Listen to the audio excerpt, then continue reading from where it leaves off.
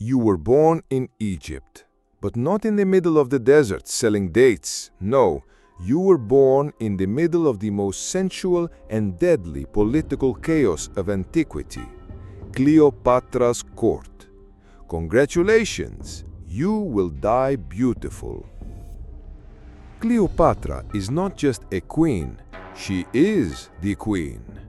Fluent in 9 languages, a scholar of mathematics, politics, alchemy, and emotional manipulation. She doesn't walk into a room, she rules over it. Except, of course, you think you can win her over with a look and a cheap wine. And by some divine miracle, she notices you. Maybe it's because of your shiny Roman armor or your confident general pose. Maybe it's because she's bored. Or maybe it's because you seem stupid enough to actually fall in love with. Spoiler, you are. From there, it's all downhill, but a luxurious downhill. You are entertained at banquets lit by 1,000 torches. You sleep on sheets of fine linen and wake to the music of harps. She calls you my Caesar, even though you are not emperor of anything but your own illusion. She intoxicates you with rare perfumes, with Egyptian poetry, and with speeches about the future of the world. A world where you reign together like gods incarnate. And for some reason you don't understand, you believe. But you forget one small detail. Cleopatra doesn't love men. She uses them, like pieces on a political chessboard made of ivory, blood, and, oh, false promises. And every night you spend with her, you move further away from Rome, from the Senate, from reality. Soon the rumors begin. They say you are being bewitched. Who abandoned his ideals, his homeland, and his wife for a witch of denial? And you know what? They're right. You become the butt of jokes in taverns. You, the great general, now go by Cleopatra's little dog. But you don't care, because deep down you think it will be different. You are not like the others. The others? Let's talk about them. Starting with Julius Caesar, the most powerful man in the world, until he met Cleopatra. They slept together, had a child, and months later he was gone, stabbed 23 times by his friends. Coincidence? Then comes you, Mark Antony, or what's left of it, because the moment she fell in love, she also started falling.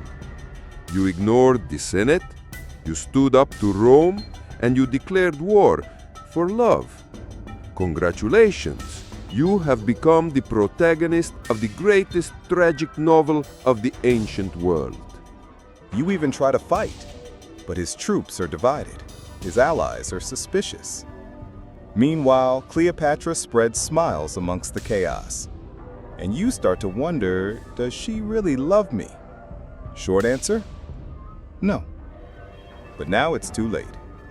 The Battle of Actium arrives. You lead your ships like a hero, ready to win in her name. But in the middle of the fight, Cleopatra runs away with the fleet and leaves you there, looking defeated. You, still in love, go after her. Yes, in the midst of battle, you abandon everything for it, like an impulsive teenager with a broken heart and buried logic.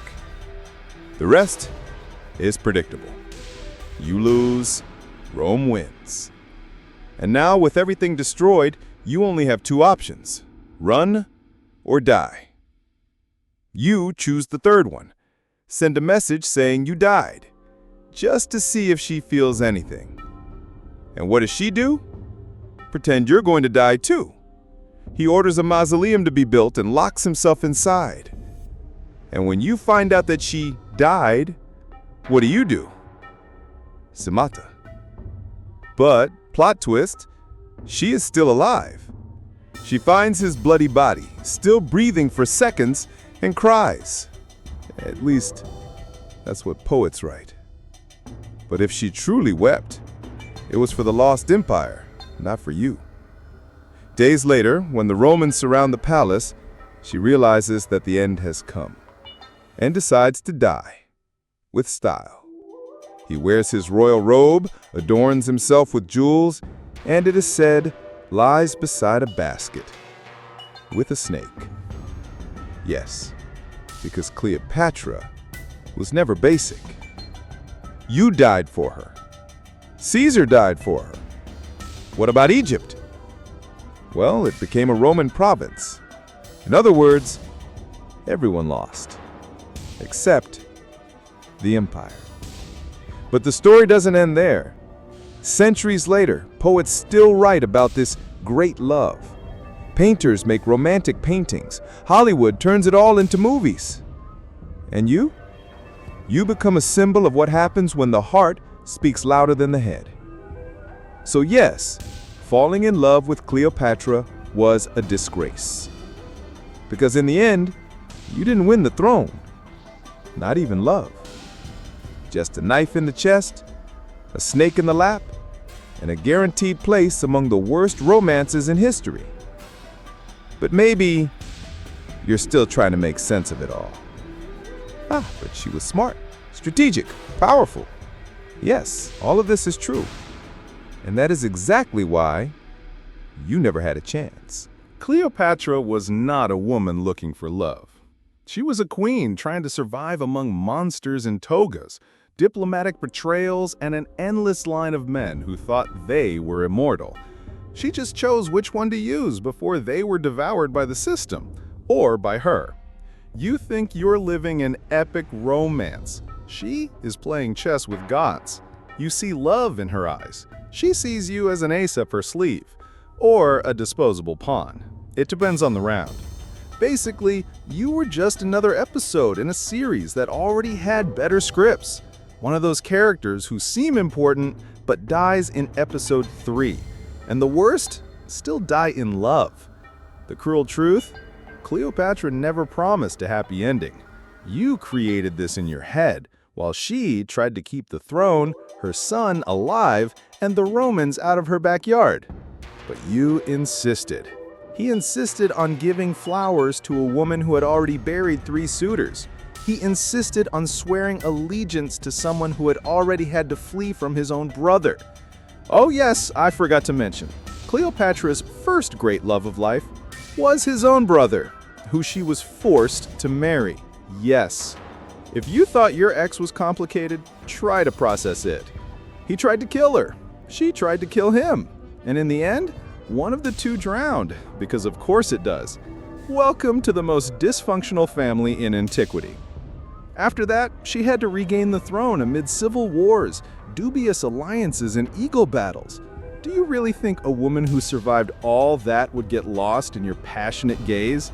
She related to Caesar for power, with Mark Antony for survival, and with you, maybe just for fun. Because deep down, Cleopatra was an entire empire. She was Egypt in woman form, beautiful, mysterious, poisonous, and full of sand in the eyes of those who thought they could control it. Loving Cleopatra was like hugging a smiling crocodile. At first, it seems exotic. Then, you lose an arm. And only then do you realize that the smile was never for you.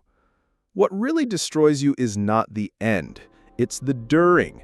It's seeing yourself completely surrendered, while she only delivers what is necessary.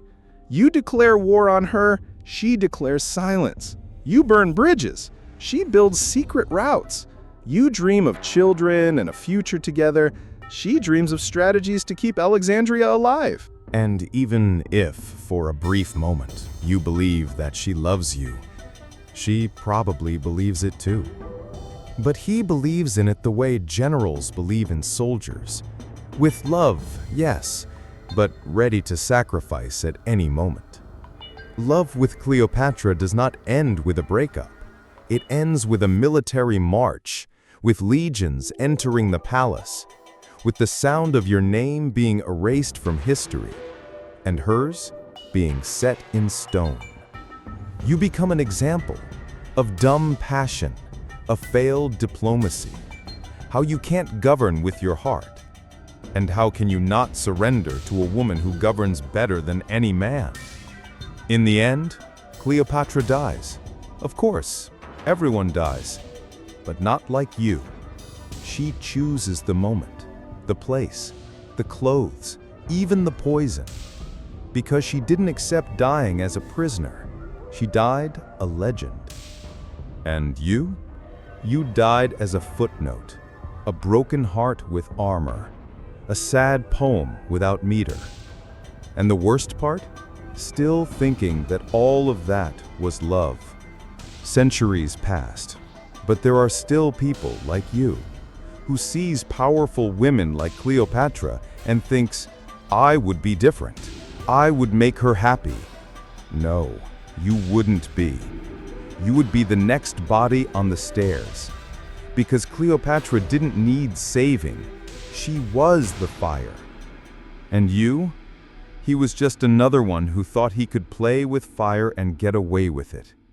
So the next time you fall in love with a woman who is smart, lethal, and too beautiful to be true, remember Cleopatra and the U-shaped holes she left in history. And if you still want to try, good luck. But please let your friends know to prepare the epitaph, because, final spoiler, everyone dies.